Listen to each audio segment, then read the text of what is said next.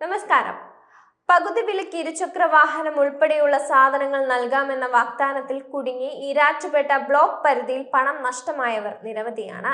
800-ലധികം പേരിൽ നിന്നാണ് 3.5 കോടിയുടെ തട്ടിപ്പ് നടത്തിയതായി ഇപ്പോൾ ലഭിക്കുന്ന പ്രാഥമിക വിവരം. പരാതിയുമായി വരുന്നവരെ കേസിൽ കക്ഷി ചേർക്കുകയാണ് പോലീസ് ചെയ്യുന്നത്.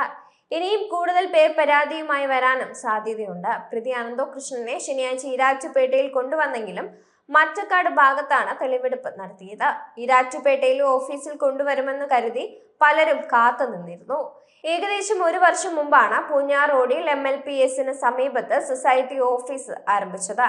Erattupetta socio economic development society എന്ന പേരിൽ Sardar Patel institute of advanced research and development studies ആയാണ് ഓഫീസ് പ്രവർത്തിച്ചിരുന്നത്. ന്യൂനപക്ഷ വിഭാഗത്തിന് വിദ്യാഭ്യാസത്തിന് ആവശ്യമായ സഹായവും ചെയ്യുമെന്നാണ് അറിയിച്ചത്. വീട് വീടാന്തരം കയറി ആളെ കണ്ടെത്തുന്നതിന് വനിതാ ജീവനക്കാരെയും നിയമിച്ചു. പകുതി വിലയ്ക്ക് ലാപ്ടോപ്പും മെഷീനും വാങ്ങിയ 100 കണക്കിന് പേരാണ് സ്കൂട്ടർ ലഭിക്കാൻ പകുതി തുക അടച്ചത്.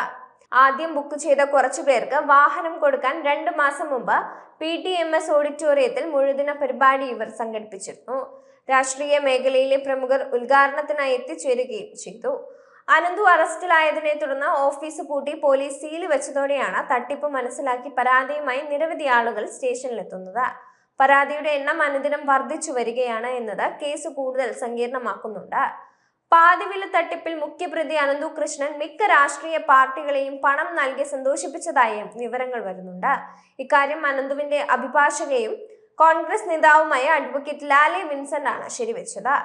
അനന്തകൃഷ്ണന് എല്ലാ രാഷ്ട്രീയ പാർട്ടിക്കാരുമായും ബന്ധമുണ്ട്. CPMലെ നേതാക്കൾക്കും അനന്തു പണം നൽകിയിട്ടുണ്ടെന്ന് ലാലി പറയുന്നുണ്ട്. അനന്തു നവകേരള സദസ്സിനും പണം നൽകിയിരുന്നു. കേസുമായി ബന്ധപ്പെട്ട് ആദ്യഘട്ടത്തിൽ ബാങ്ക് അക്കൗണ്ട് മരവിപ്പിച്ചപ്പോൾ അനന്തുവിനെ മുൻ ചീഫ് സെക്രട്ടറി KM അബ്രഹാം സഹായിച്ചുവെന്നാണ് ലാലി വിൻസെന്റിന്റെ ആരോപണം.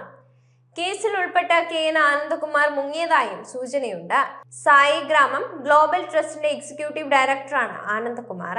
ഇയാളുടെ ശാസ്തമംഗലത്തെ വീട് പൂട്ടിയിട്ട നിലയിലാണ്. മൊബൈൽ ഫോണിൽ വിളിച്ചാലും പ്രതികരണമില്ല.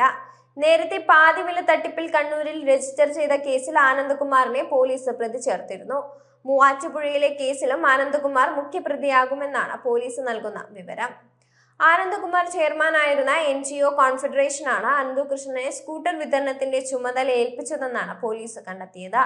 ആനന്ദകുമാറിന് മാസം തോറും 10 ലക്ഷം രൂപ നൽകിയിരുന്നതായി അനന്തകൃഷ്ണൻ പോലീസിന് മൊഴിയും നൽകിയിരുന്നു.